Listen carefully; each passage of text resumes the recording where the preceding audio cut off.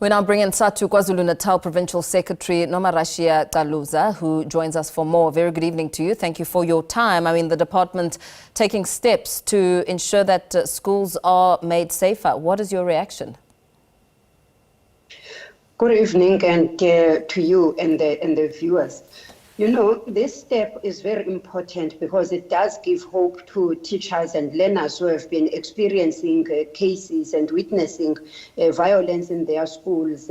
Therefore, and all those things, in fact, they derail progress in schools in terms of affecting teaching and learning.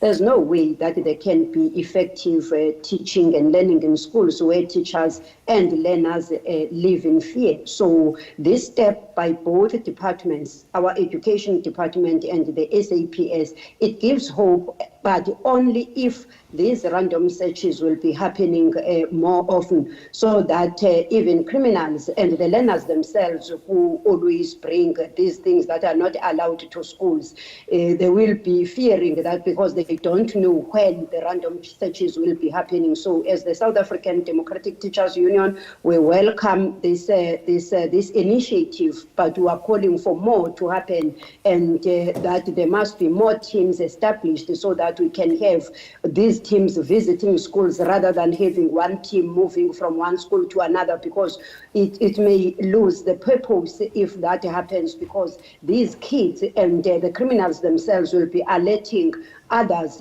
even before the team arrives in the school. So that is our suggestion moving forward. But as the union, we welcome, because as the union, we've seen cases where teachers have been murdered in schools. We have seen learners fighting amongst themselves, and also violence between learners and teachers. So the situation is not good at all. It really needs drastic steps, and we believe that this protocol that is now being implemented is a step towards resolving these issues. We've just heard from the department's spokesperson Elijah Mhlanga speaking about how the activities will be consistent and with the idea of linking schools to police stations. I mean, do you have faith that the police stations and the schools will be able to have that relationship that is able to allow them to respond quicker and perhaps also ensure that they prevent these occurrences from happening? You know, we all know that it is not for the first time that we are having this protocol. You remember that 2011, there was one that was signed by the two departments that ran, that was an operation from 2011 to 2015, and another one from 2016 to 2024, and then this one. So what is more important is to take lessons from the implementation of those protocols. The same thing was said and promised, that the intention is to link our schools to the nearest police stations and the policing forums that are there in communities. But the reality is that, if truth be told, those protocols have not assisted. Instead, we have seen more cases showing face in our schools. We've seen more of these cases, teachers being killed, learners fighting, bullying, and all of that. So what is more important? Because listening to the department, yes, it's hope and it's a dream, but the reality is that if they rely on schools to budget for this, the reality that is known is that the department is not allocating appropriately in terms of the norms and standards or the funding to schools. Which allocation are schools expected to hire security guards? We have seen Gauteng. We think that the province of KwaZulu-Natal, as it has been identified as a hotspot, must follow what Gauteng has done. They have allocated,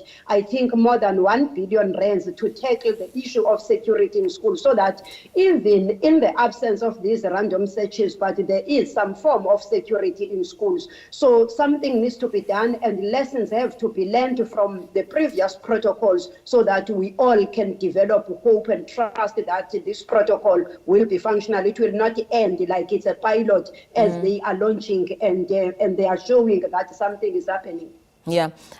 In fact, speaking and touching on finances, we've just heard there from Elijah Mhlanga that the MECs agree that a cash injection is needed, a serious cash injection is needed. And also just listening to how fighting crime cannot be left to schools alone. It cannot be left to the department alone, and that it must come full circle.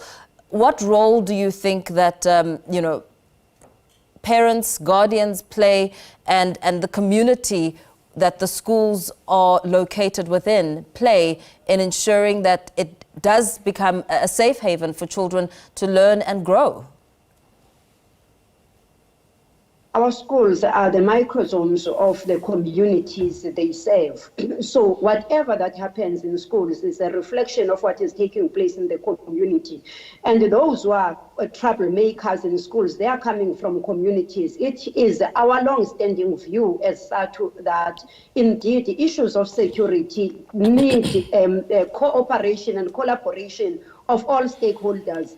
Community leaders, the church leaders, everyone in the community, so that there can be a strategy practically implemented to ensure that issues of safety are tackled in our schools. It's true, it cannot be the Department of Education alone. It demands that everyone takes a responsibility, because all of these things that were seized from the learners, they come to schools coming from their homes, and parents are there, community members are there, the drugs, the dacha, and these knives, they are sold somewhere in the community, and they are sold to people who are wearing school uniform. So it will take all of us as community members and everyone who has interest in education to ensure that our schools are safe havens, and our schools and spaces where teaching and learning can take place without any fear by teachers. Because if this continues to happen, we will have a situation where teachers are scared even to provide the extra classes. Therefore, the outcomes, academic outcomes of our learners will be affected. Absolutely. Thank you so much for speaking to us this evening. SATU KwaZulu-Natal Provincial Secretary Nomarashiya Caluza.